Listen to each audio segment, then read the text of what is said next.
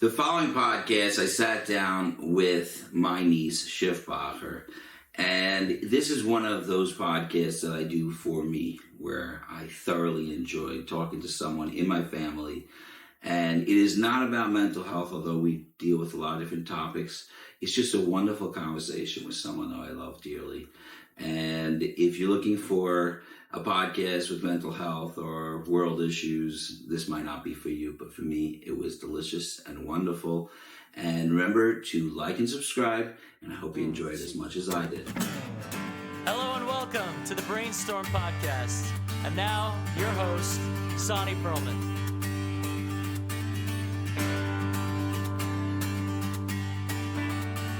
Okay, we're live.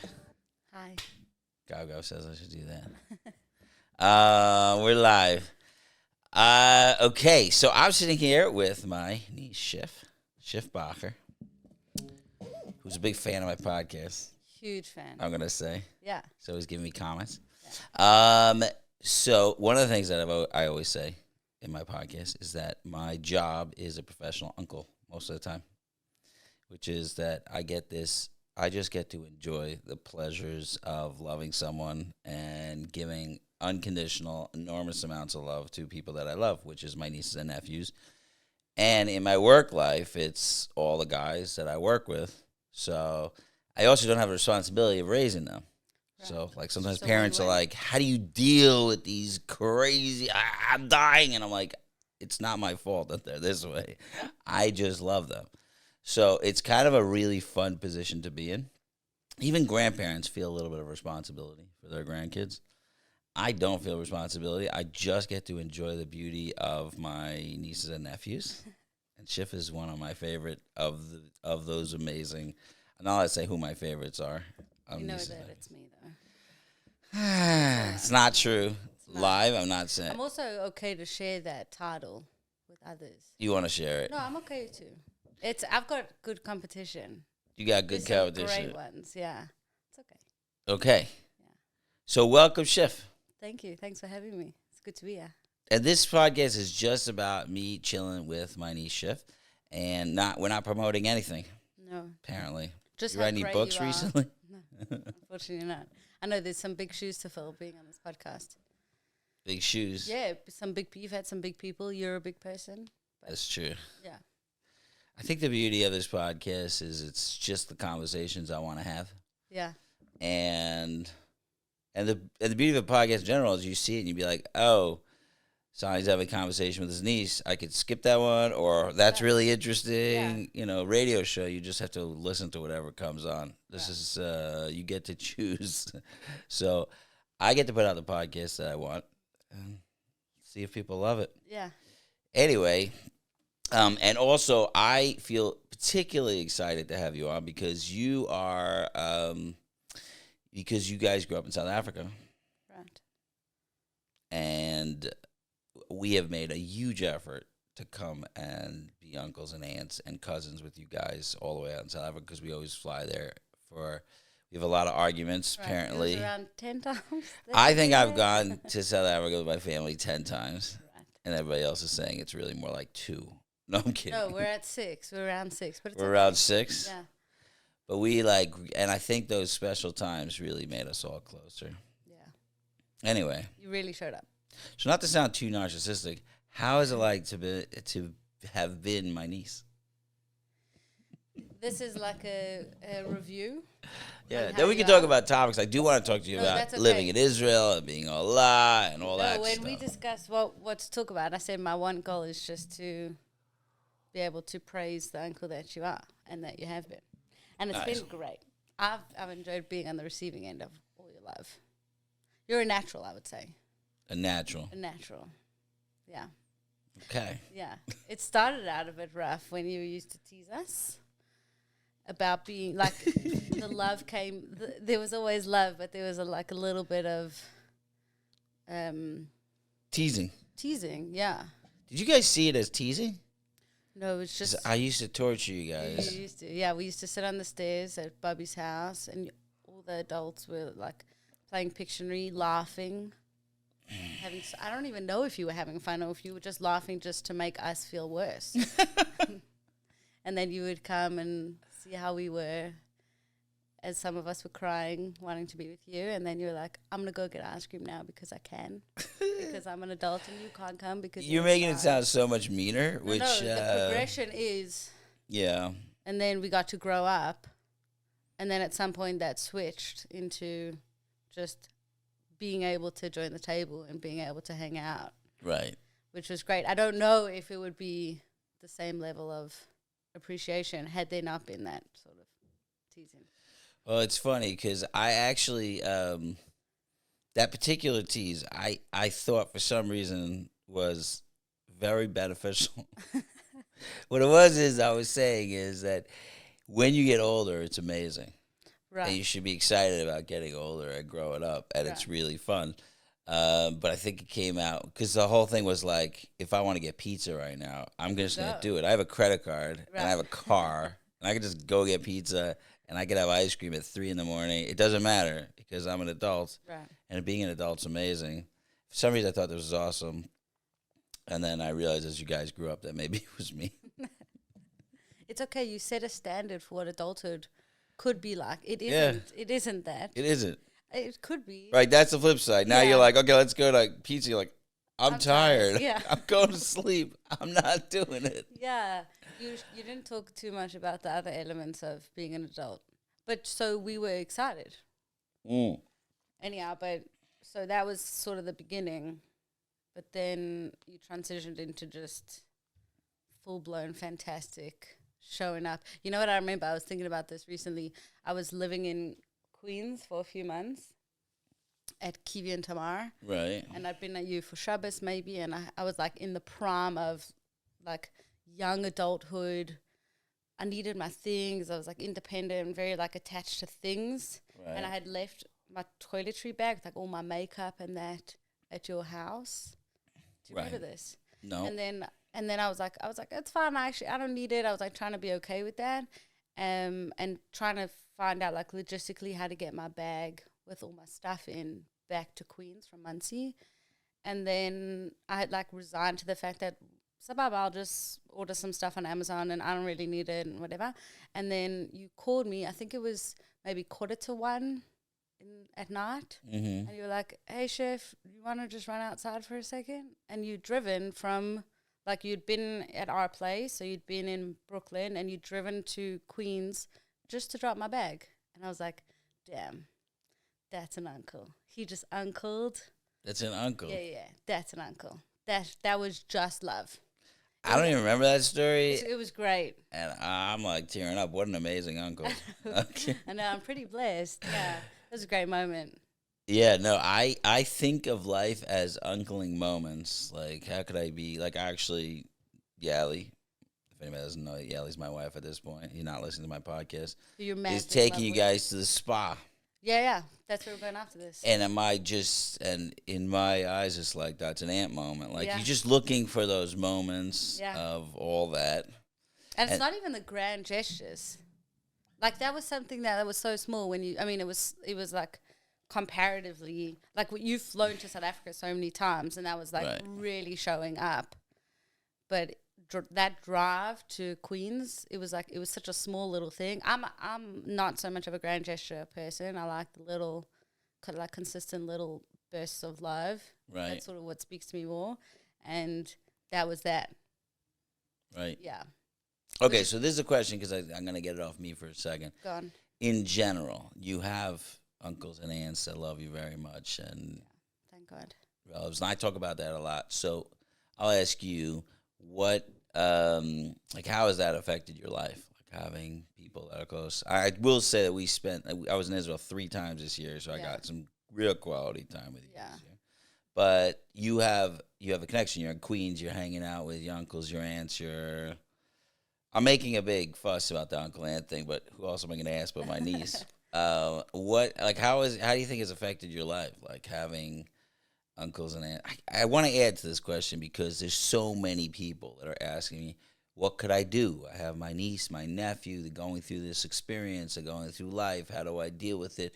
How do I fix them? How do I, they have like all these like cheshbainis in their head to like, I know you wouldn't use the word cheshbainis. No, I love the way you said it. Cheshbonis, whatever. I don't know how you say that. Cheshbonot. All right, on how to like fix and all that, but you just have uncles and aunts that love you very, very much, and it's been in your life since I think the beginning. Yeah. And you have a lot from the other side. You have a lot. Thank God. Yeah, from all the sides. Right. So there's All of them. there's There's three three. sides. Yeah. There's three sides. That's true. So what? Like, how would you say that affected you and even your siblings? Like, how do you think that affected your life? Too broad a question? Let me know. No, it's great. I mean, I think like so much of what we talk about and what you talk about in your work is not just what stays in your work, but it's something that you live at home and something that we've experienced, which is the concept of a clan and a community. And the older I get, the more I realize that that's so rare. And what I grew up thinking to just be the norm, to just be surrounded by people that love me with like almost for no reason other than we're family, that's the greatest blessing. And it's not something that I take for granted because it's not something that exists for many people. Right. In terms of the people that are like looking for what to do, what's the role, how to love, how to fix, how to do. It's not that. Like one of the things that I've benefited so much from like the different generations is like, I told my mom like she's gone through things and her generation, like her and you and the siblings and all of that have gone through things and then have learned and grown and then shared that with us. And so we're almost spared to some degree because we've gained so much from from the growth that you've done just by being able to be witness to that growth and shifts and decisions in life and all of that. But the common underlying factor is just love regardless, like unconditional, which is really, it's rare. I think that It is rare, I think. Yeah. I mean, I think that everybody else has it too. They don't though. Right.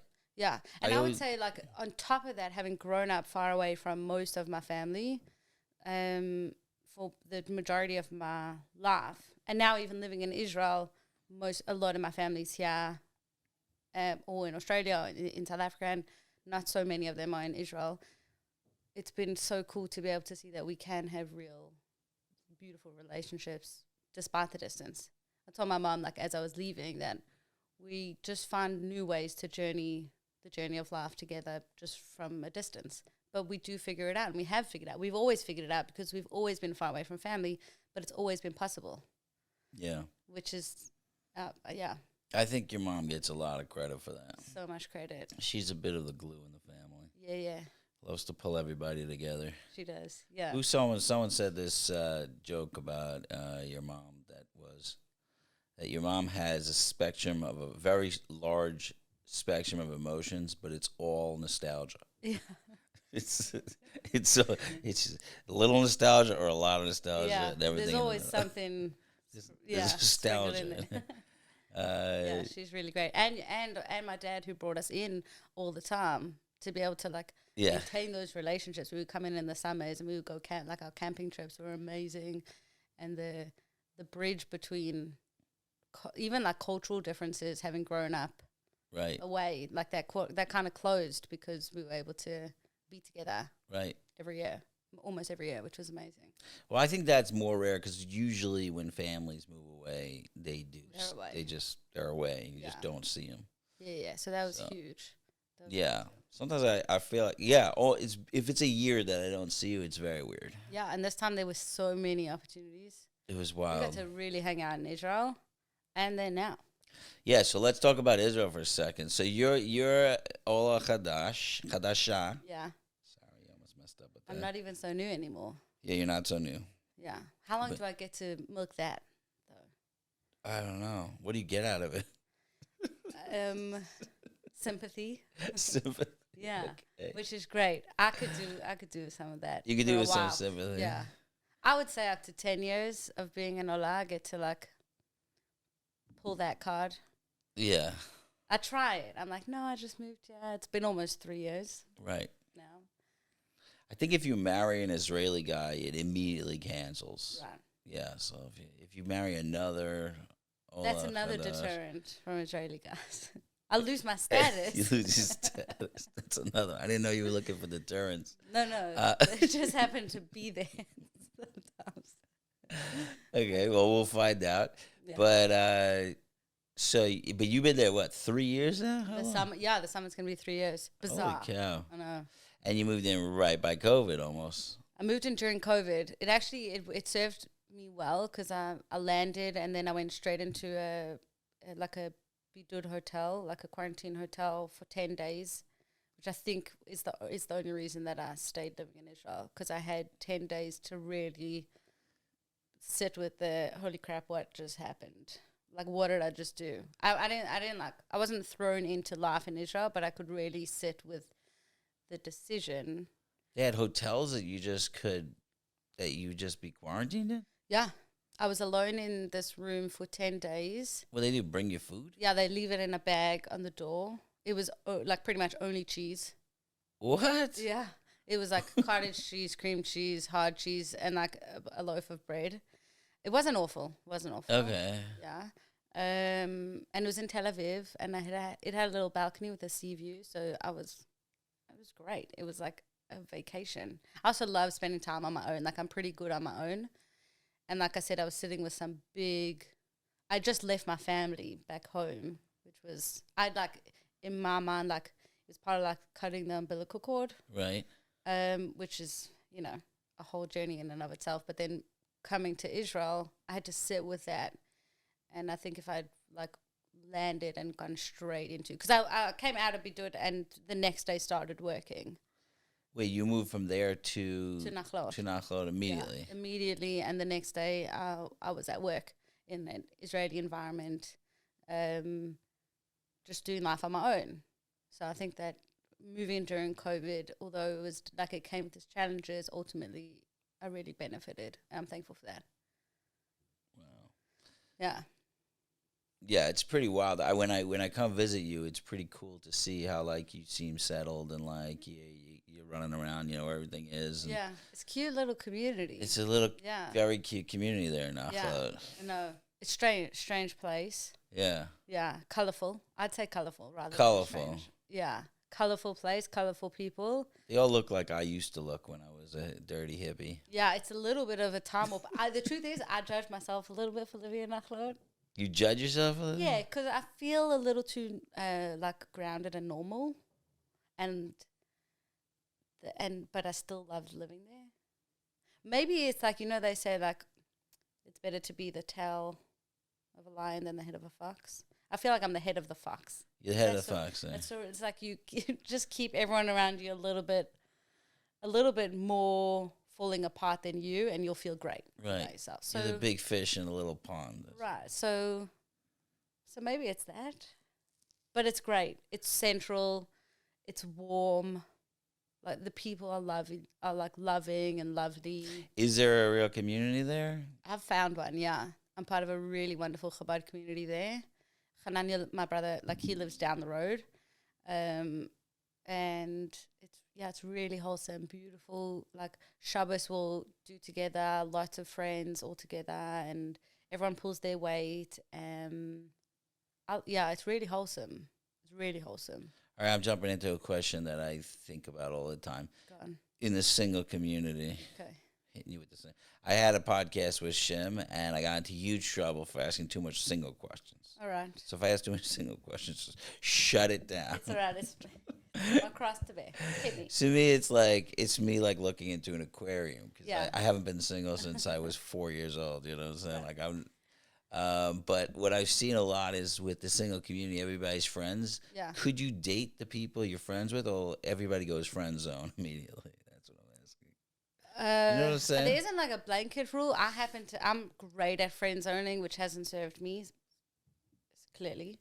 Clearly, because you're not married. Well, yeah. Okay. But I'm pretty quick to friend zone, but the way that I have seen that it doesn't work out so well. Also, maybe it's like I'm like a people pleaser, and I'm in recovery.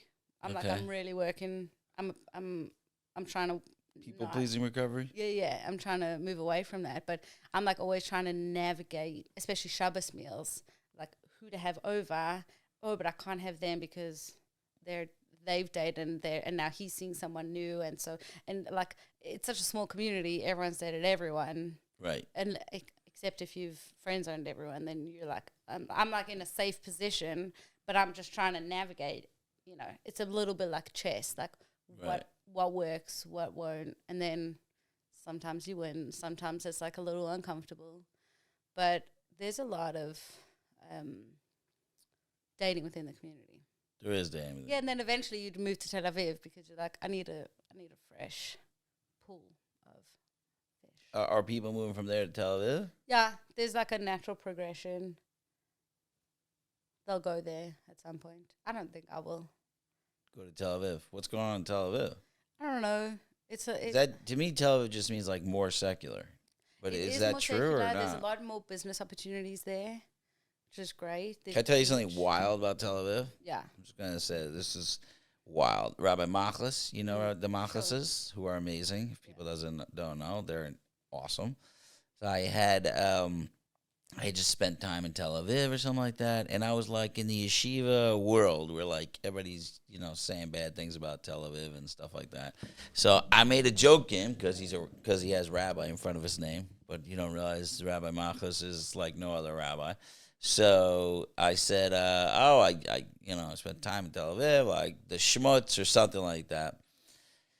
I was putting it down a little, and he looked at me like most intense he's ever looked at me, and he said, "Do you know that Tel Aviv has the highest ratio of Jewish souls in the city? It's 92% Jewish people.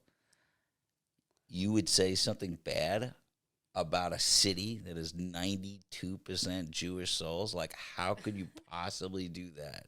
And I was like, That's great. "Oh my God." You can't say anything bad about it after that. After that, I'm like, Yeah. wow. It's such a holy place. It's the holiest place in the world. He just said it like that. He's like, even Jerusalem, it's like, 50, 60% Jewish. That is really interesting. And he was like, it's 92. He says that's the most Jewish city in the world. Like Haifa's got a mix, and everything's got a It mix. doesn't feel so Jewish, honestly. I But know. It's cool. It's But cool when to know that. Machos sees it, Yeah. you know what I'm saying? It has like a Levi Yitzchak Raditchev type of feel. Like, Yeah. what are you talking about? Yeah. It's all Jewish. So since then, I try not to. No, we can't slam on Tel Aviv too much. You can't what? We can't slam on it. Like, Can't slam on it. good. Yeah, that's cool.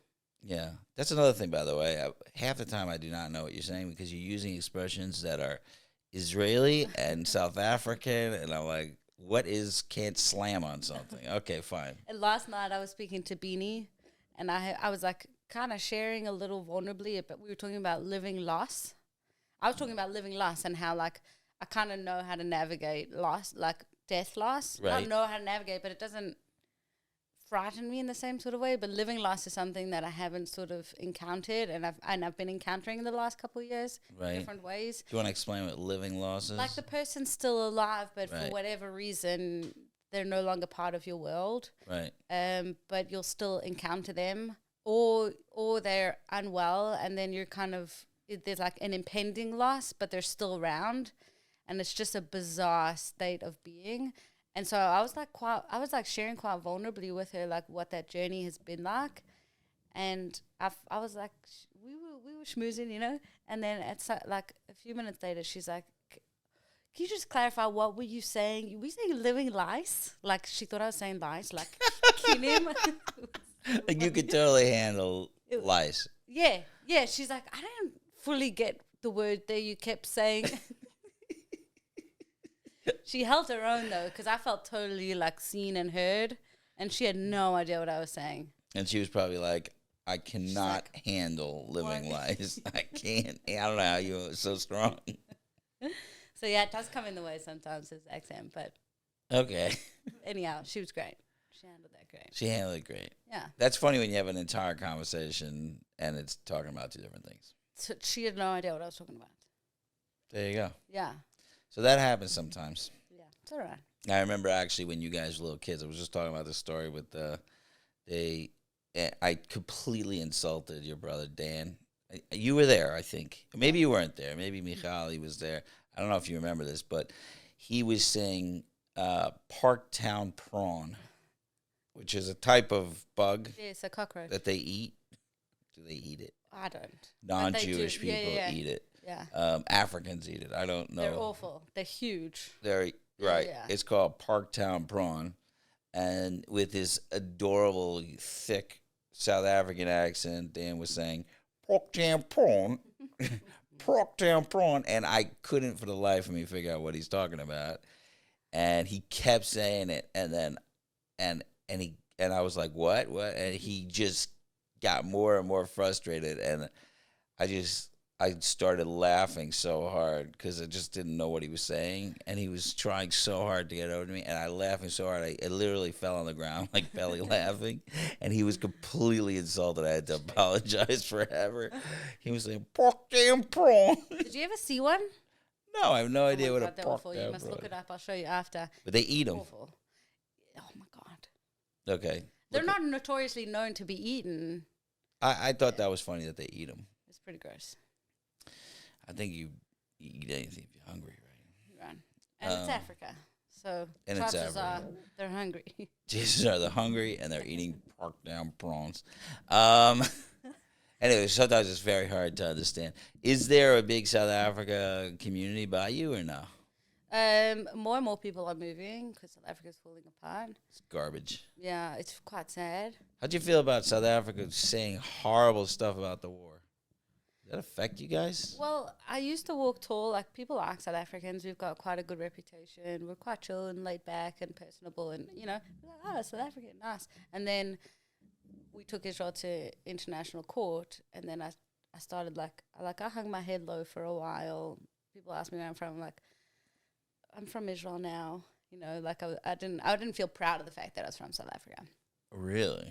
Yeah. Even as a Jew, like... But then, like, in conversation, I would explain to them that it's not an accurate reflection of what it's like. Like, it's not the majority opinion. It just was when you're in South Africa, you don't feel anti-Semitism, do you? I've never encountered any incident of anti-Semitism in all my years being there. Never. Yeah, you could get attacked, but they generally just want your car. Right. They There's other reasons that they don't care whose car it is. Right. They're not like, oh, Jewish car, let's get it. Yeah. Although there has been a rise in anti-Semitism there since I moved. So I don't know. But I think Is it it's all right. really a rise in anti-Semitism? Because I feel with all this stuff, like because of our feeds, Right. we were talking about, I don't know if it was before we were talking or not, we were talking about like our feeds are yeah, getting algorithms, boring, yeah. our algorithms just keep showing us the same stuff over and over. I have, actually, I put a flag on my car, which is not on because I did Pesach cleaning. I got to put a flag back on my car, an Israeli flag, which for some reason no one has a flag on their car. I don't know why. I do know why, because people are afraid. frightened, yeah. But I think when I had this flag on, my entire time having a flag on for like 2 months, one person said something negative to me. Everybody else said nice things to me. Like the whole Where New were you York. Okay. I was In gonna ask you Manhattan, where you were in driving. Brooklyn, and everybody is like, beep the horn, we support you. Like, there's a lot of support. Yeah. And then I go online, I see the exact opposite. It's like horrible, Just they hate louder. us. So I'm wondering how terrible it is. I don't know. You don't even live here, so. I don't know. Yeah, I'm not sure. Right. I feel like talking about Israel. I can't wait to get back. I mean, I love being here to be with family, Right. but I feel so much safer there. I was speaking to my friend who lives in Texas, and like, she said she feels nervous if she's at like a traffic light, and something would happen there, like some anti-Semitic attack. She doesn't know if anyone would jump in to help her. I said, if I'm walking by the shuk and God forbid something were to happen, I have hundreds of people around me who are there in my defense. Right. We're all on the same team, and the level of fear that I experience is like quite significantly lower than what she was feeling here in Chutz La'aretz, which was it was interesting because we're living in a war zone, and I mean I guess things have escalated, but it's not. Yeah, but that was quite interesting. You have different fear. You've been in this war that's going on right now. Yeah, it has been frightening. There have been moments that have been like really frightening, You're talking about like going to the bomb shelter recently, like when Yeah. the Iran attacked. Yeah. Yeah, talk about being single. I don't think there was a time I ever felt more acutely aware of being alone than waking up to the siren. It happened twice. Once on October 7th and then once the night with Iran where I was alone. And it happened to be I had sharing an apartment with one other girl and she was away for both times. She's got to stop leaving the country every time she leaves. The siren goes off and I'm alone in the apartment. It's not cool. But I was alone. Maybe she has something to do with this? Maybe she's like in cahoots with Iran. With Iran? She's quite a powerful one.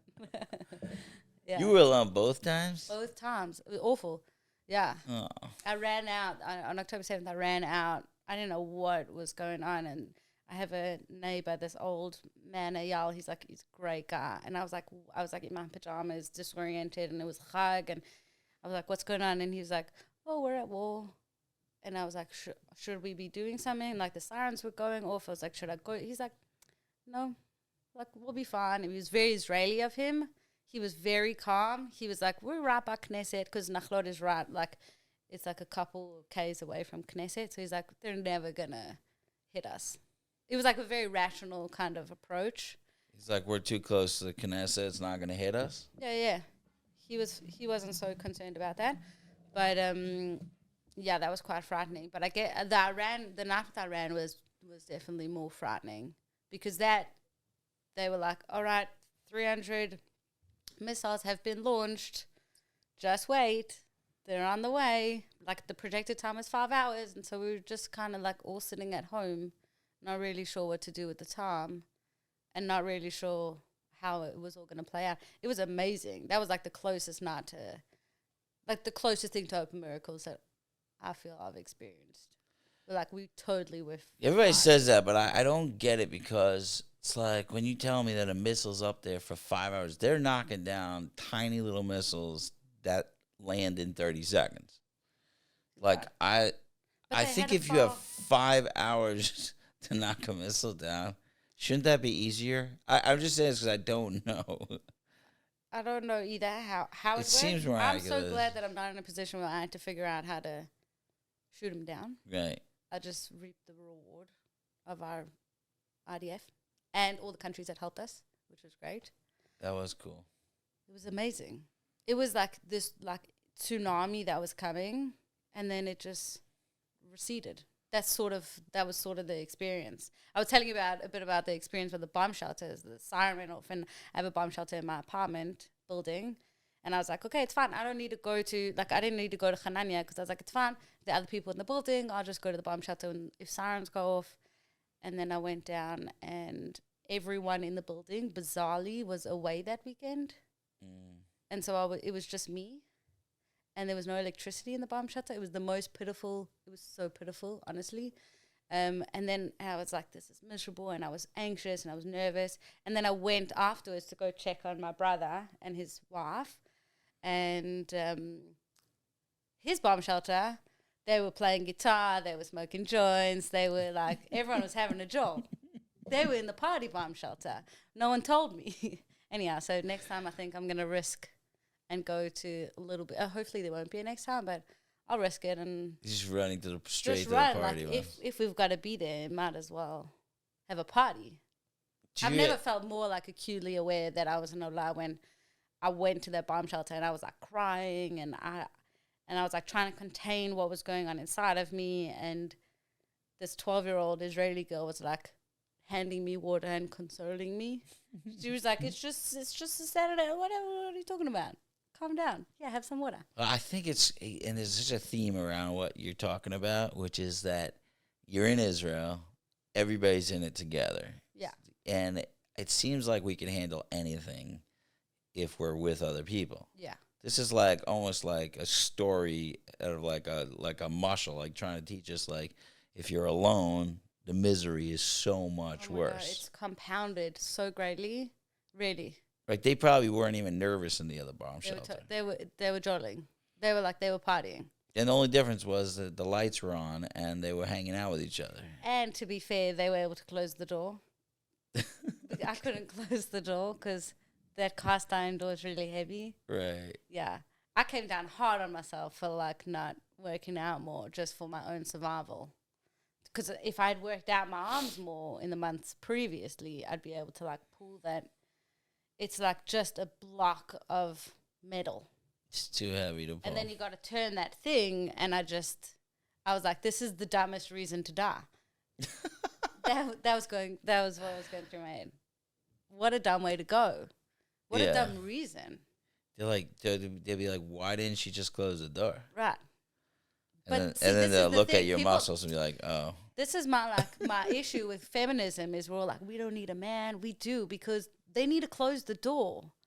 Our upper body strength is not good enough. We need men to come and help us, and then we'll be all right. Yeah. Yeah. You actually, I don't think you have much like typical feminism in countries where it's survival is needed. Right. Yeah. Because it's a luxury.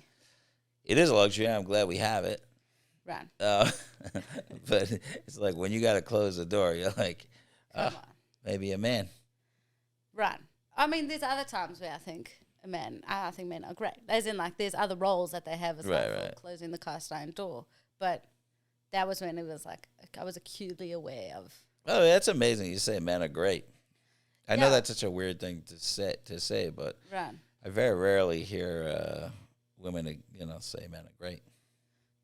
They give us lots of reason to question it, but in my opinion, I've had some. It's cool because I have two dads, right, and I have explain that. Okay, let's 2024. I'm like because I know, but you do not have two dads in that way, right? Yeah, all right. How do you have two dads? It's funny sometimes we like tell us. I'm just taking that clip out. I have two dads, right?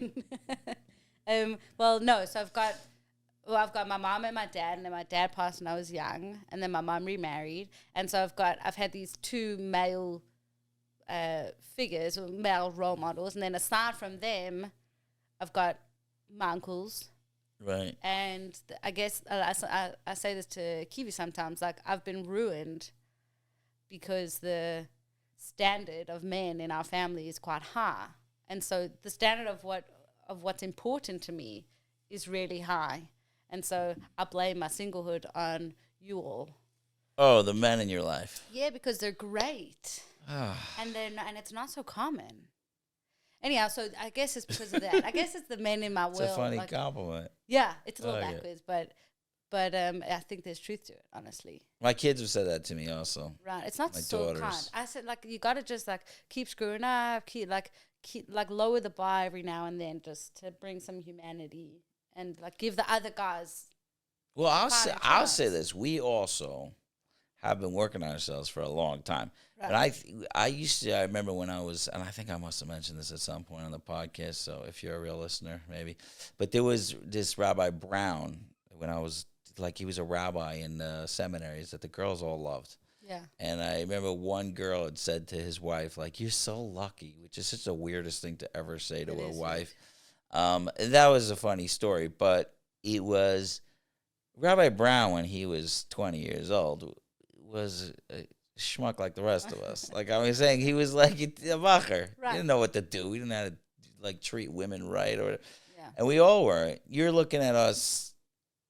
We're 20 years ahead or 30 years ahead. Yeah. So I think it's not fair because we were all like not knowing what was going on at that age.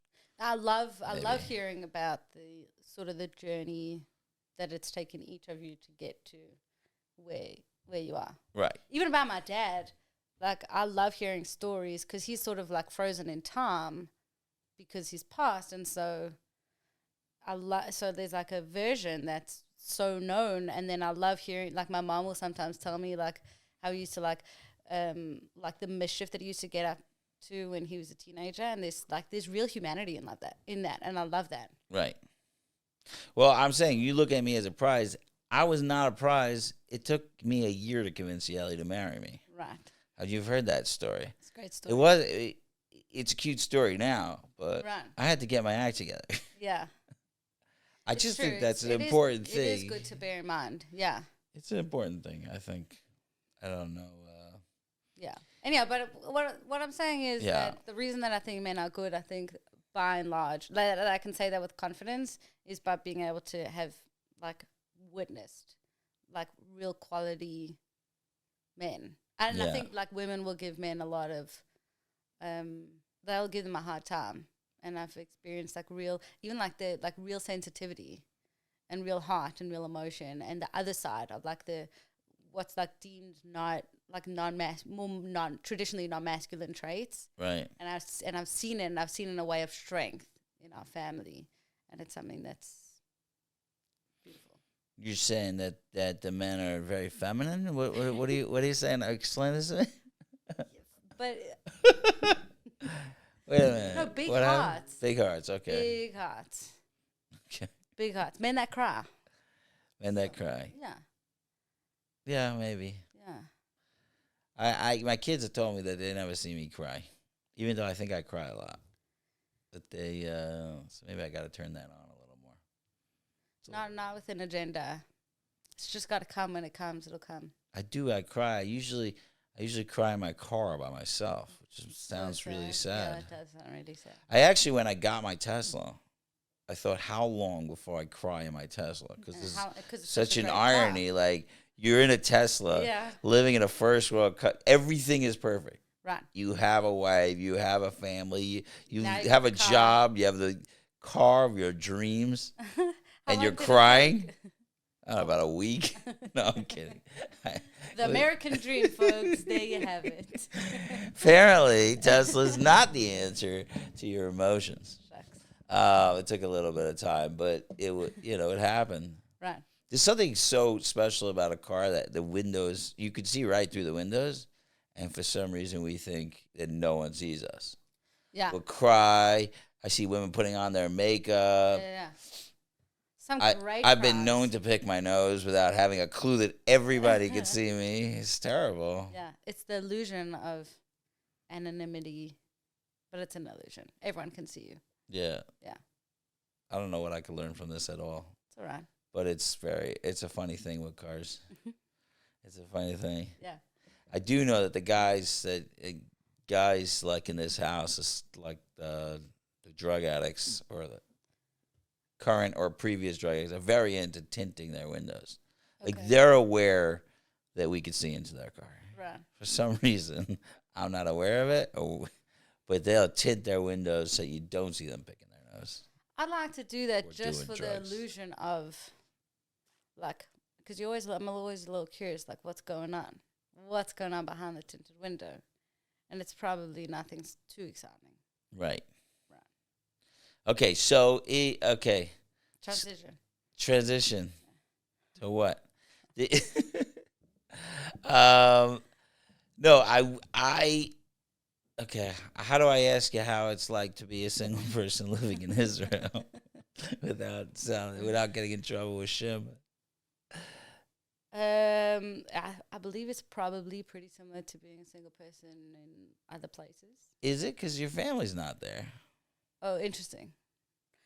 I'm saying that's what I'm saying. Like, Right. it's you're not only don't have What's happening? You just I'm making it worse. Yeah. You left the country. You're in a different country. Right. And okay, forget about the single thing. I'm sorry. No, I'm it's not okay. doing it. You're not wrong. You're not wrong. Yeah. It's whatever. It sucks wherever country in, you're saying? Or there's some good stuff. There's some. I mean, in South Africa, there isn't so much of a single community, so Right. so you're on the outs. In Israel, there's like you don't feel like crap all the time. Can I 'Cause this is say a crap on community. here? What's the rules? You could say crap. Worse has been said. Okay, that's nice to know. Yeah, Yeah. worse than crap. Yeah. Yeah, it's all right. In terms of what makes singlehood tough, being in Israel doesn't sort of make the list. There's things that trump that. Right. Yeah. I'm amazed how big the single communities have gotten everywhere. There are some very large single communities that It's not great. I mean, it's not great, but also I feel like it was much worse to be single in the past. Right. than it is now. Like, you have a community still. Yeah, the thing that makes me worried is like there's like a stagnancy, there's like a comfortability in those sort of communities. And I've seen it in Achlot as well, and other parts of Israel where there are these kind of hubs where you want community because you want to be known and you want to be seen, and you don't want to feel awful for not yet having a family of your own. But then people get stuck there, and that's really frightening. It can be like Groundhog's Day, and then just years pass and you don't. There isn't the same, I guess, being in a society where it's not just singles kind of pushes you. You've got the motivation around you to move forward. And when you're surrounded only, when that's your reality is just everyone single, then there isn't the same sort of push. Right. That scares me. Are you finding people like are just like, I'm all right being like this? I don't it's just know. happening? Are they saying it or just you're saying There's it's a lot of happening? talk. There's a lot of talk about movement, but I haven't seen so much. Like Harania just got married, and that was like such a beautiful simcha, and it made me realize how uncommon sort of people graduating and moving forward is in our community. It's quite sad, honestly. Right. It happens every so often, but No, but I'm wondering if there could be another. Like, it's weird that I think that Judaism has a thing that, like, if you're not married, you're not really part of the tribe. Like, it's like, right. I'm wondering if that's shifting to, like, there's another way to be part of the Jewish community. Or it's just that you're in Nachot, so you're tucked away somewhere. Right. I don't know. I don't know. It's interesting that you say that because as a woman, I experienced that not in singlehood, but in not being a mom.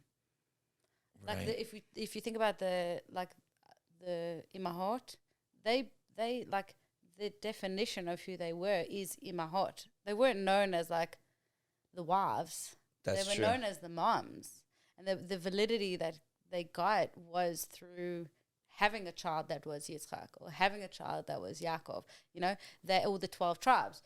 That becoming a mom was something that gave them definition. And there's almost no accounting for Jewish women who aren't mothers. Even the ones that were barren and struggled to have children, eventually they did. There's so many like throughout the story of Judaism, but it's something that I don't think is spoken about so much. It's like it's an added element to the challenge of not getting married is not having children. I read it once in a way that like hit deep, and this woman was talking about, she was old, she was like an older single, she was in her late 30s, and she talked about it in terms of like it's another kind of infertility. People don't think about it as that, but I can't have children as well. Right. I'm also motherless. Childless. Childless. I'm childless. I've got a mum that I love and adore. And 2 dads. And two dads.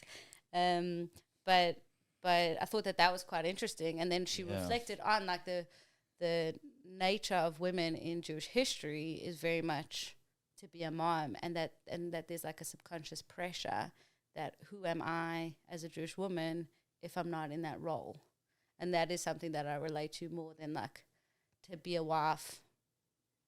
It doesn't hit in the same sort of way. Right. And I don't know if that's societal, or if that's coming from Judaism, or if it's just like a me thing. I don't know. Right. Well, it's interesting because women, it's so nice because I'm having on Shoshana and Keith Jasko like in a week, and I had on Flatbush Girl, and they're fighting for women's rights, and it's pretty cool. Yeah. But in general, they're like looking a lot at this as, they're putting, putting a magnifying glass to some very negative things. Now they're looking for positive things, but they're putting it, and when you're talking, it's giving me like, it's so nice to hear how you talk about women, how you talk about men. It's like, It's not necessarily roles, but when I think about women, and what you're saying is they have a superpower. Like one time, I was reading in a book that like, it just didn't put in perspective, is that the most precious commodity we have in this world is women. And that's because without women, we just can't continue to survive. We just die out. So we just die out. So, and when we say save the women and children, it's because we're saving our society. You know, Right. we could have one man and that's fine. One woman, we're in trouble. Yeah. So you know, the superpower of a woman is to have children and to, you know, maybe raise children, not raise children, but have children is a woman power. And the way you're talking about it is just, it feels so like awesome, but I could understand not being able to use your superpower. Yeah, no, there's a tremendous amount of pain behind that. Right. It's like a failure. Right. Because it's a superpower. Yeah. And because it's not a role that necessarily the people around me, the men around me can fill. And the women around me are filling, but me as a Jewish woman, but just as a woman in general, with that, there's an element of responsibility. I have a friend. She was single, and every time she got her period, she would cry and cry. She felt the loss of like opportunity, which was. You sure that was the reason? I mean, Okay. it could be hormonal. I wouldn't say it to her. No, don't say it to I her. wouldn't say Yeah, the way that she described it was. Say, I don't know. Every month I feel this loss. Maybe. No, I'm kidding. She was definitely more torn up about it. Right, no, because of gotcha. all that. But she spoke about, like, at that stage in life, I guess I was younger, and so I wasn't relating to it in the same way as she was, and she was broken every month because she's like, I could have had a child, and I haven't, and I think that. She was married or No, single? she was single. Oh, she was single. Yeah, that's what I'm saying. It's like, there's like, it's a different kind of infertility. And I'm all for, like, you know, those lovely people who are telling me to go the artificial insemination route. Right. Always love that. Like, well, why don't you just do it on your own? You know. People say that too? Yeah. Okay. It's not great. It's a little defeatist. Yeah. I'm not such a fan of that. And, I mean, I think it's remarkable when people do. So what age they start? You're not that old. No. Why would they? I think if you're still in your 20s, they should not be telling you that. What age? Like At least 45? Yeah. I don't know. Anyhow, I love being I don't think on it's the a good receiving time. end of people's. If you are someone giving that advice, just don't give it. Just don't give it. Just don't give it. Yeah. And if you are someone who has gone that route, props to you. Right. You know? There is a time and a place for it, but I wouldn't just hand that over to someone as the solution. It's interesting because I remember my mother was always very sensitive. We used to argue about this, about like the fact that me and Yaelli are like very mushy sometimes with each other. Sometimes? And yeah. All the time. Okay. She's delicious. What am I supposed to do? Yeah. But I never really thought of it in the child sense. Like when you meet someone who's, you know, I guess childless, but is married, so you're trying to be sensitive, like, Right. you know, don't flaunt your children in their face. Right. And when I meet with single people, like, don't flaunt your, although I do Marriage. it. I know. I think I do both of them. It's pretty bad. But I never really saw it the way you're saying is like, probably don't show you, don't show off about your children to a It's single just not person. something that's so spoken about. And I don't think, like, don't hide your joy. I think that's always something that, like, Right. people always, like, don't tiptoe. I Right. don't, like, you know, it's not a pity party. I live a beautiful and blessed life, and I believe in a God that's, you know, handing me exactly what I need. I don't need you to, like, protect me. Right. Don't be an asshole, but you don't need to protect me. Somewhere in between. Somewhere in the middle. Yeah. But it's there, and I don't think that it's something that's so spoken about.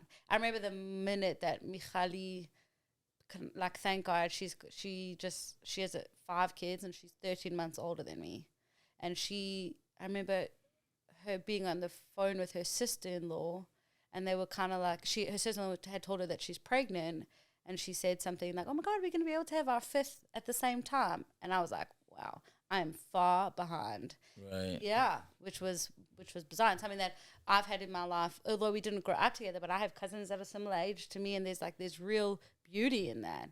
And to be far behind in that is, like, to have that highlighted can be quite painful. So I do think that, like, not much of an advocate in general, but I think if there was like something that I would want people to know is that the challenge of singlehood goes beyond just finding a partner. Right. It's not just the absence of a partner, it's the absence of a family, of your own family, of the continuation of you, the opportunity. I'm like waiting for the opportunity to mess up my children, or like to love them and to hold them and to, to nurture them and potentially mess them up as parents do. But I would like the opportunity to try. And that's not something that is often kind of given space for. That's I think we were just talking about this, the Shabbos also, where it is Yom Tov, where we like, no one wants, like, everybody knows it's a challenge to have a lot of money, like this challenge is like come with it. And you're like, give me, I'm up for give me a chance. Yeah. Maybe I'm the guy who can pass that challenge. That's what you're saying. Like, it's hard to have kids. Try me. Try me. Let's see if I can handle it. Yeah. I got you. It's a. I want to tell you something. Maybe I don't speak to enough people who are single. You're one of the only people who have put it this way many times. I want a family. Yeah. Like, it's like, not that you don't want a man, but like there's a much bigger picture that you're looking at here. I want a full family. Yeah. I want to be a mom. I want to be doing this.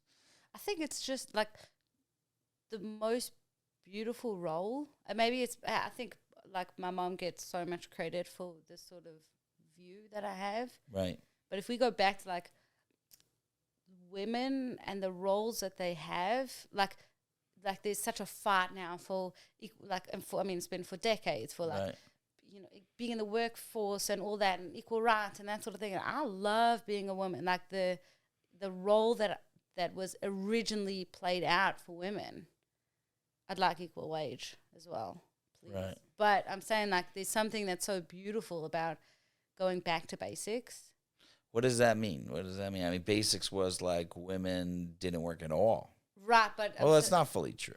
They work, but their primary. Maybe I'll get like flack for this, but I don't actually mind. Like it. Listen, yeah.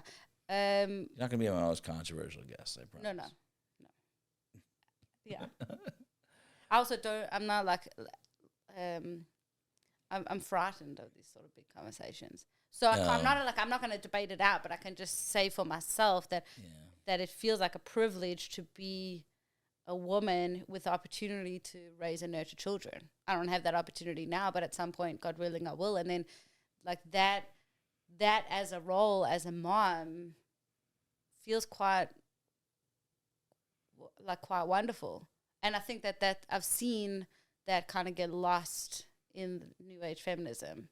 Like that's no longer the same sort of, women don't have the same sort of desire. I had a friend not long ago, she's like, I'll be an aunt. I'm okay to be an aunt, that's enough for me. Right. Yeah. Sababa. It was interesting to hear. And I felt a little sad. Yeah, I know people that have said to me that they do not want to have children. Even if they get married, they don't want to have children. Right.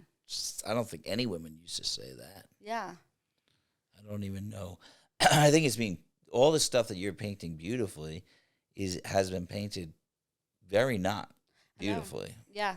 And the truth is, I love that you're mentioning your mom, because your mom, like, she is in love with being a mom. Yeah. She's all over it all day. Yeah.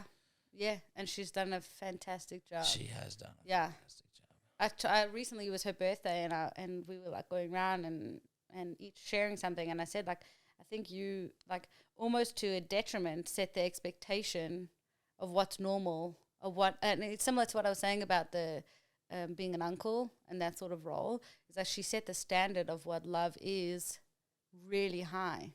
And then when you go out in the world and you try and look for it, it's not, you don't often find it, because she was just there and present, and it didn't matter.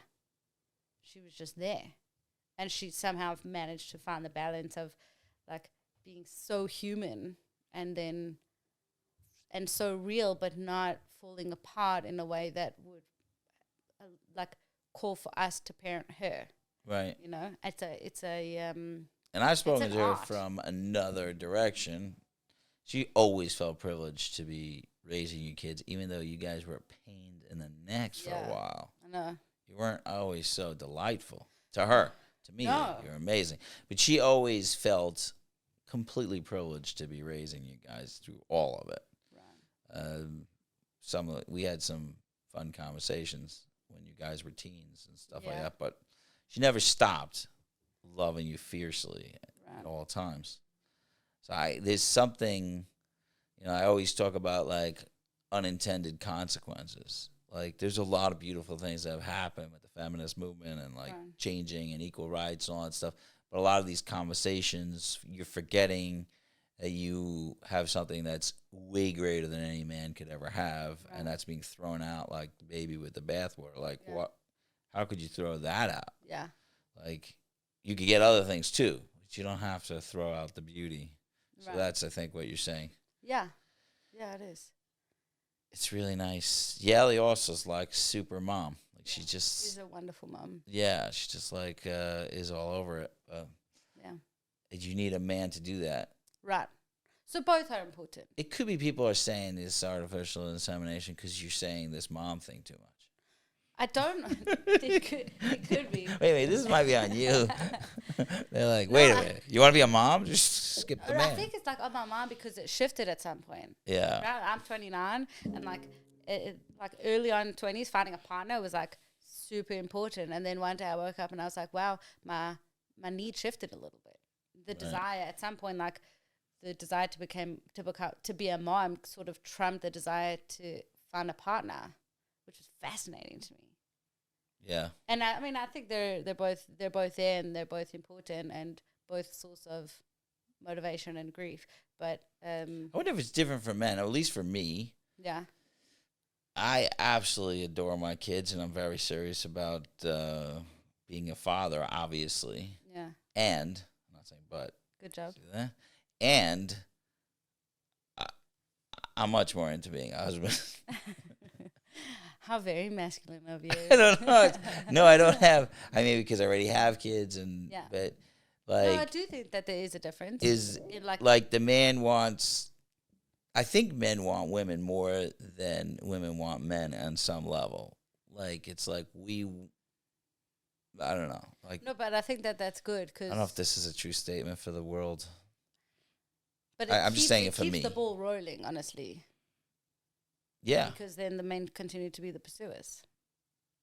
yeah, In general. and we need that. Yeah. I would make a terrible man, honestly. I do not have the confidence to go up to someone and just ask them out. Really? Yeah, I'm not so great unless I'm drunk. Then I have all the confidence. Oh, I know it's a little dangerous, but yeah, no. well, isn't that like? Well, I guess I'm more traditional. That's not your role anyway, so you don't Yeah, have so to. that it's another place where I just love being a woman. Right. That I don't need. That's not my role. It has happened. There was always alcohol involved, and it was great. Right. Great sort of liquid courage, but don't know. I'm alright with the role. You're all right with the role. Yeah. But you also work and want equal pay. So it's a little, I don't know. I didn't even know that I was like quite traditional in this way, like old school traditional. Right. I don't hate it though. Okay, that's good. Yeah. Wow. This is cool because we've had these conversations and I did not know if it was going to come on the pod. I feel bad it was like on the second half of the pod. People might not make it. But Right. no, I don't know. I have all these weird things about like I really want to fix it because I'm a man. Like I want to be like I want to fix like I want to make everybody into a couple and loving. No, but and you don't want to be a project. You don't want to be a project. Right. Yeah. Also, I just want to reiterate, like, thank God there really are so many blessings, and it's not, I don't know why there's like, sometimes you don't know what's going to come up, and then, right. and what others are going to walk away with, but there's like a beautiful life that I live that's separate. And although there's like this undercurrent always, it's like just below the surface of a reality that's different than peers of mine or family members of mine, but there's ways to really bring so much beauty and so much fulfillment that's separate from the losses.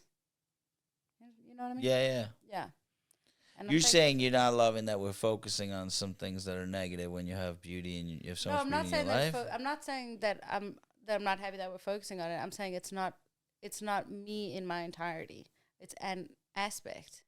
Right. I've just seen people kind of like go into victim mode of like poor me. Right. I don't feel poor me. I feel like my life is beautiful. There are elements, but I guess there's elements for everyone that you'd like. Yeah, like, heck yeah. tweak this, to add this. Like, there's not, you know what I started doing, honestly? Like, because there's like, everyone's going through something. Like, when I used to light Shabbos candles, I used to like have this whole list of people that I would pray for. This one for this one for that. And I got a bit overwhelmed by it, honestly. Mm-hmm. And now I just say please and thank you. That's it. I light Shabbos candles and I say please, and I'm holding like space for everyone and everything that they're needing, and I don't say more than that. Just please. And in that is all the pain and all the need for healing and all the need for like this frightening situation with Israel and the rise of anti-Semitism, and for our hostages, and for friends of mine that are going through all different sort of things, family members, all the different challenges. It's all packed into that please. And then and then it's just thank you. And that's it. There's no more long lists. Right. Before I go to bed, I'll say Shema, please and thank you. That's it. For everybody and for yourself. For everything. For everything. I feel like we have a God who just understands. I don't need to like delineate exactly. He knows. Right. The God that I believe in, he knows. Like, I don't need to say this one, the daughter of this one. Like, that's the way that we've been doing it traditionally. I don't know if, I don't think that God needs that reminder. He knows what we're talking about. He sees the suffering. He's behind it, you know, which is a whole other discussion. Yeah. But he knows. So it's just like this please that's like so like from my, like with my whole being. And that's it. It's and I'll sit with it. When I light candles, I'm covering my eyes and I'm so focused. I'm not talking. It's like it's something at this point in life. I feel like it's defying words. There's no need for it anymore. It's just like my heart is there. It's this yearning. There's so much that's going around for everyone. And then the thank you is the other part that I was talking about now, is like the tremendous blessing that despite everything and despite all the shit that everyone is going through, there's tremendous blessing that I experience in my personal life, that I see on a global level. And it's so, I've always felt that it's important to acknowledge that in tandem with the please. And so that's sort of my, and I don't pray much. Right. I really like tefillah. Like the words of tefillah isn't something that, like, since I'm a kid, I haven't really connected with. I'll always go to shul, I'll do my bit and I'll sort of go through the words, but it's almost mechanical because I have to. But the real prayer in my day is that please and thank you. And the one before Shabbos is just like... I'm just thinking that's a great name for a book. I don't mean to like... No, jump on it. It's all right. I don't mean to tell you should write a book. Everybody should... You want to write a book. I want to feel passionate enough about something to write a book about. Yeah. Well, I'm just saying that'd be a great name for a book. Please and thank you. Thank you. Yeah. It leaves you thinking. Did you hear this from somebody, or this is like something you came up with in, like, just over time? I didn't hear it from anyone. I don't think it's so novel, honestly. It's not so novel, but there's something very pure about it. There's not a lot of complications in it. It just is. Yeah. My mom calls it the isness. Isness. Yeah. It's the isness. It's the isness. It just is. Yeah. I like that. Yeah. It's a great word. It's she a great throws word. it in every now and then. Isness. It's the isness. Anyhow, but it is. It's like, it's just basics. It's like everything else stripped away. We get so stuck in like the little, like the details of this, and I don't think that that's what it's about. It's like hand on my heart. It's very fluffy, honestly. Maybe it's the Nachlot influence. Well, you could blame things on Nachlot. I blame most of it on your mother. Right. Oh, fair. Sorry. She did. There are some common elements there. And honestly, the truth is, Your mom is fluffy. She is fluffy. Can't wait to get her on the pod. Yeah, that would be great. It's gonna be fun. It's gonna be so fun. But I can say this please and thank you thing, and this sort of like outlook. I'm almost a year without smoking pot. I think like in 2 weeks is 1 year. Oh, Mazel Tov. Yeah. In this house, we clap. All right. I feel proud of that. You should. Yeah. And so it's not a high that's getting me to this place. It's not like in the fog of substance, which it would have been that Right. in all the years previously, but it's not that. This is just like everything else stripped away. This is just what it is. I'm thankful for that. You're thankful for that. Yeah. Okay. Well, I like this isness. One second. Give me a second. Okay. Let's get back to that guy. Buzzing in my pocket. You're supposed to turn it off before the pod. You're supposed to. All right. So, okay. So, I have this question that I have to change. You've made it to the end of my pods before. Go on. No, don't put me on the spot like I'm that. putting on the spot. No, I realize I have to change the question because usually the person answered the question somewhere in the middle. Oh. The question was like that rooftop moment where you like want to yell something to the world. Like, what would be the thing you yell now that this podcast is super popular and now you have millions of people looking at you, talking about your isness? What would you yell? What would you yell to the world? I just want to I want the noise to stop. I think that's what I've realized is like so much of the stuff that's rough is noise. It's like it's noise from our own internal crap, and then it's noise from external stuff, anxieties, pressures, that sort of thing. And there's like real beauty in stillness and in quiet.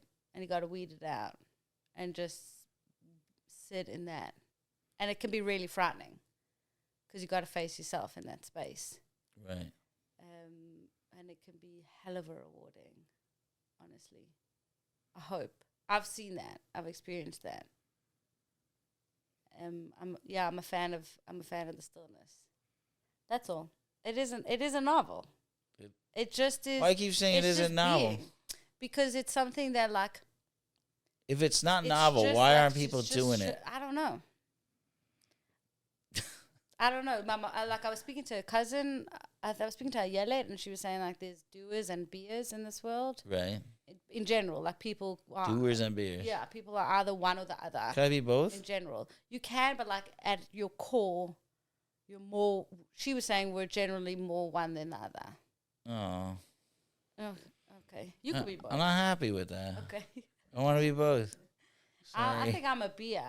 And I think I resisted that because of like pressure of you got to do, and the messages of that. Right. And then once I was like, I can do, and thank God I've busy days, busy schedules and that sort of thing. And I'm doing a lot in my day, but at my core, being is something that's so rejuvenating for me, and being in the stillness and like weeding out all these other things is something that really fills me and allows for like deeper introspection and healing and just being like without an agenda of even like let me uproot all like the trauma that's sitting in me. No, none of that. Just like no agenda and just being. There's something. Maybe it's like is Borodus. Yeah, but I think our entire society is fighting being. Right. It's like the entire society. Like so being peaceful. is not. It's so sad. That's so sad to me, though. I just think that people think if you're not doing something, it's not impressive. I think it's why people are having a hard time with old people. Right. They're like, old people are at a time in your life where doing is you've done. Right. Now I could be. Right. And nobody. But that's what we. And then they're like, okay, go somewhere in Florida. Like, right. we don't realize that sitting with someone who was able to be could teach you more than anything else. Yeah. And it's weird that we don't really have old people like with young people anymore. Right. Like it's like separated. I think it's part of it. Isn't that was like we're all working toward. We're putting away pensions. We're putting away Roth IRAs. Like we're putting away. I know, but things it's all not the time, respected by 401ks. anybody else. But we'll run. So it's like It's such a it's in beautiful thing. concept, but it's just I don't. It would be such a tragedy to wait until retirement to be. I think a goal of mine and something that I have in small doses achieved, thank God, thank God that my life has allowed for it, is like I have full days and then at some point in my day, whether it's the morning that I'll carve out or it's at night, whatever it is, I've got time in my day that's just to be. And I think I used to confuse it with laziness. Right. It's not lazy. It fuels me. And it gives me energy to be able to do when I need to be in that state of doing. I think that's why I got sad when you said that we have to be one or the other. I don't buy it. That's all right. Maybe there's a spectrum, like we're better. I think more of a time period of life. Yeah. Like there is time periods in life where doing is just necessary. You're in the middle of chaos. Like when you're a kid, you could be more. When you're older, you could be more. Yeah. It's a challenge for people in the middle to be. It don't doesn't think happen it's passively. Like it has to be an active choice in your busy day. in the busy middle of life, meaning like from 20 to 60, like Yeah. like in the midbar, where the 20 to 60 people, they go to war. They're like, and then there's under and over. It's easier to be, because I feel very strongly that there's a deep part of me that's a beer. Like I don't know what a beer is, but maybe it's similar to ism. Yeah. Isness, right? No, but I'm saying I definitely feel like I am so serene by myself, doing absolutely nothing. Yeah. Love it, just absolutely love it. Yeah. But I feel a huge draw to do. Right. So like I don't want to be one or the other. I'm not willing to commit Right. at all. I mean, I think at some points I was doing too much and it was hurting me. Right. So I hope that Yaelli is wrong. About being one or the other. Yeah. Maybe it doesn't have to be one or the other. It just we have to learn to not totally. I don't think being one or the other is the ideal. Yeah. Because we need to do, as you're saying, and we have responsibilities. We have families to look after, and we've got to, bring in a buck and all of that. But we can't. It can't be one without the other. I think that like the hope is that there's a synthesis, Right. like a middle ground. But I don't think that there's enough space that I've seen in society. There's enough space or regard for being. And that's something that it fills me. It really does. Saturday nights, I hardly make plans. Nice. I love it.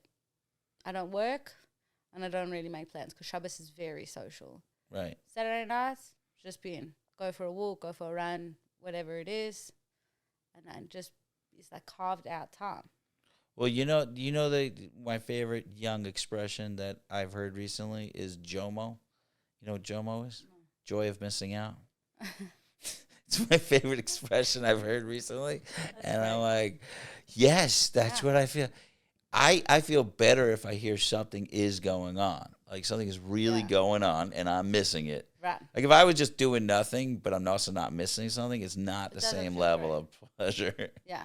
The best really is when you choose to not go to something and you're like, oh, should I have gone, shouldn't I have gone? And then they come back and they say they had an awful time. You're like, oh, made the right decision. There's like a certain kind of joy that's reserved for that, where you made the right decision to stay home. Yeah, I don't care if they enjoyed themselves or not. I have same joy. I'm like, thank God I am not there having whatever fun you're having. Just terrible. I have to push myself more to do more things. I really, really have a strong draw to just be. Yeah. I love that. Shif, you have to go to the spa. I know. I've got to go be in the pool and in a hot tub. This is, by the way, it's going to be super fun. Yeah. Going with Yaelli, so that's always fun. It's great. I have a special jealousy. I don't know if I ever told you this. When I see someone meet Yaelli for the first time and they're having a conversation. Yeah. And I wish I could do that again. Like just have that. That's so cute. That first time conversation, because it'll blow your mind. So I watch people and have the conversation like, I want to be that person just to enjoy that. So you get to hang out with Yaelli today, which is going to be super fun, and I'll be working. Maybe you'll be being.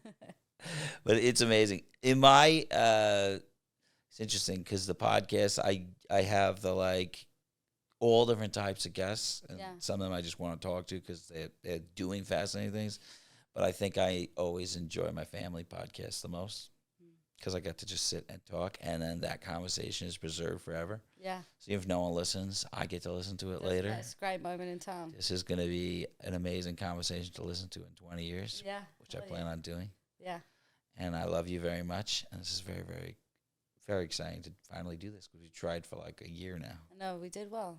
Thank you. We did awesome. We did great. Thank you. And I love you. Love you too. Oh, I'm not going to say love you too. I love you. We had a whole discussion about this. We're about to finish. The discussion is if someone says, I love you, and you say, I love you too. I said, and I love you. And I you love didn't you. like that. I didn't love it. Yeah, sorry. No, because if you, so we were deciding, I discovered this on psychedelics, that if you say I love you too, it means I'm obligated to say it back. Right. And it takes away a little bit, so. I didn't feel obligated. It was genuine. Genuine. This was fun. All right, bye. Thank you for this day that I've been given. Thank you. Thank you. Thank you for this chance. Thank you for this chance to live.